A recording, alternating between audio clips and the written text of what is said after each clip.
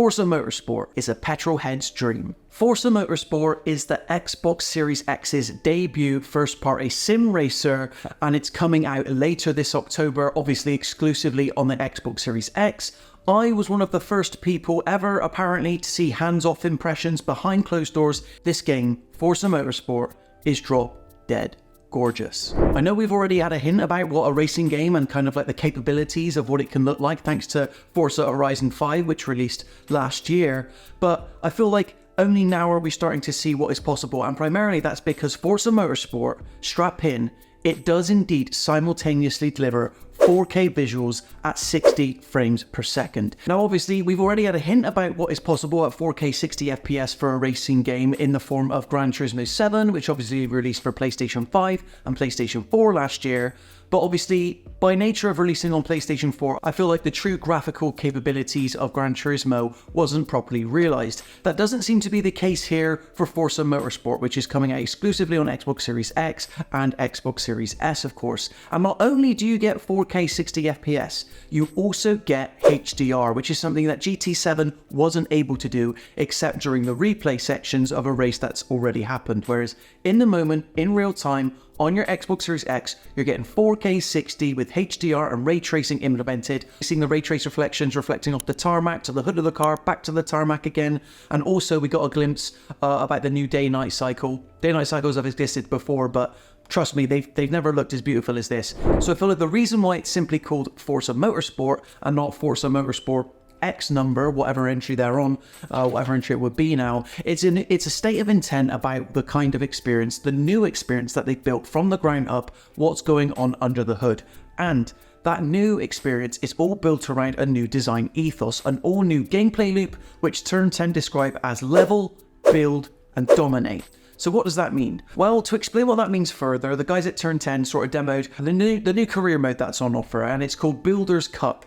And for the very first time, new cars are going to come into Builder's Mode and into the game in general on a regular basis. Almost like a live service game is what I got the intention behind. So rather than buying cars and having to purchase them individually, more on that later, new cars are just going to be added over time, and you'll be able to, enjoy new cars as and when they come out. So Forza Motorsport is intended to be a platform as opposed to just another numbered entry, similar to kind of like what FIFA or the game formerly known as FIFA would do, where it's very much the same game incrementally. I feel like Turn 10 here, Forza Motorsport it's much more of a platform that people over petrolhead players are going to be happy to return to each time, especially now that cars are handled differently. So the major pull quote I got from my hands-off preview session is that it's a car PG. Yes, we know that. We've heard that term before, particularly with Ubisoft's The Crew series. It's a car PG, you upgrade, you go. But because it's level, build, and dominate, one of the quotes I've written down here is that cars are built, not bought.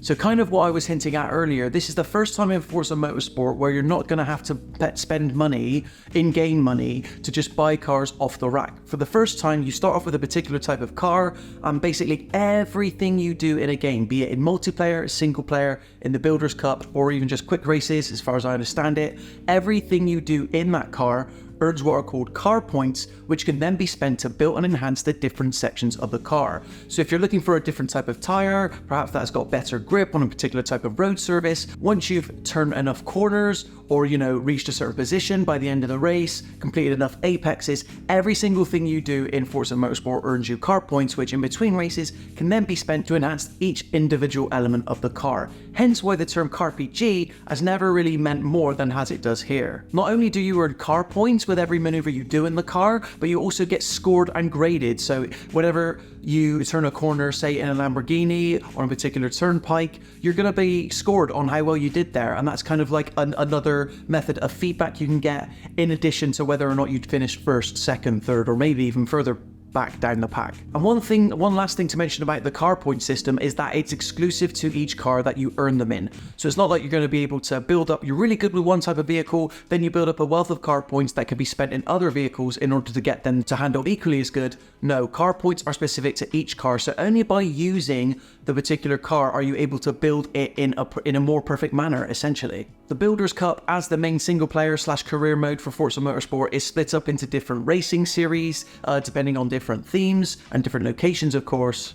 And Turn 10 used this as an opportunity to explain to me a little bit more about how the new Drivatar technology would work. So Drivatar is a term we obviously heard in Forza Motorsport before, but whereas previously the Drivatar tech was powered by AI, in order you had that machine learning in order to give yourself a challenge when you're out on the track. Well, now apparently they've advanced it once again, and it matches to the extent that it matches the ability of real life drivers. And the sentiment they were trying to put across is, if before in previous racing games, not just Forza Motorsport, in order to provide players with an adequate challenge, sometimes the AI that would control your rival racers would sort of cheat a little bit just so they could get ahead of you in time, right? Just so they can ensure that they're providing you with enough challenge. That's not the case in Forza Motorsport for the Xbox Series X. Everything you see a car do, AI car on the track that is, a real life driver can do. So they're not cheating the system in any way. If a real life driver can do it in the car that's being driven, then you're gonna see that put into play via the new enhanced Drivatar system in Forza Motorsport, which I think is really cool.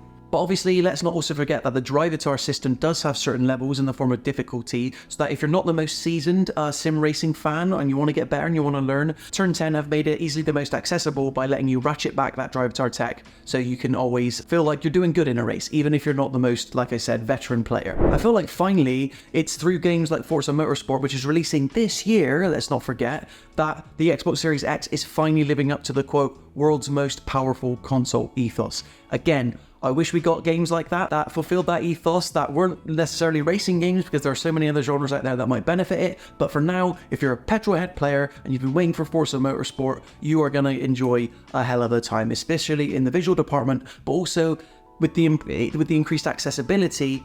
It's never going to be an arcade racer, of course, but I feel like Turn 10 are hedging their bets on making this the most accessible, but also most in-depth entry of Forza Motorsport yet. This is the first time where I think, with the ratcheted back Drivatar technology, with the way that the new car PG mechanics, where players can feel attached to their car in a way they haven't been able to before, because they've literally built it by earning points. Your actions on the track directly impact the car you're in the next time you're on the track. So when you're in that Builders Cup, when you're moving from open practice to the Challenge the Grid mode to the full-on race itself, your success can be determined by everything you've done getting up to that point. So Forza Motorsport is a petrolhead's dream.